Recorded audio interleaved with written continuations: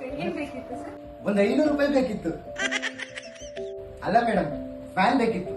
ಅಲ್ಲ ಸರ್, ನೀವು ಫ್ಯಾನ್ ತಗೊಳ್ಬಹುದು, ಎಸಿ ತಗೊಳ್ಬಹುದಲ್ಲ.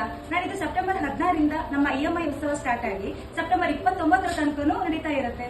EMI ಅಕ್ಕನೆ EMI ಮಾಡ್ಕೊಂಡು ಕಳಿ ಬಡ್ಡಿ ಕೊಟ್ಟರು ಯಾರನ್ನ ಕೊಡಿ ಸ್ವಲ್ಪ ಅಲ್ಲ ಸರ್, ನೀವು ಬಡ್ಡಿನ ಕಟ್ಟಬೇಕಾಗಿಲ್ಲ. ನೀವೇನ್ ಗೊತ್ತಿನ ಐಟಮ್ ನೋಡಿರ್ತೀರಲ್ಲ, ಅದಕ್ಕೆ ನೀವು EMI ಕಟ್ಕೊಂಡು ಹೋದ್ರೆ ಆಯ್ತು.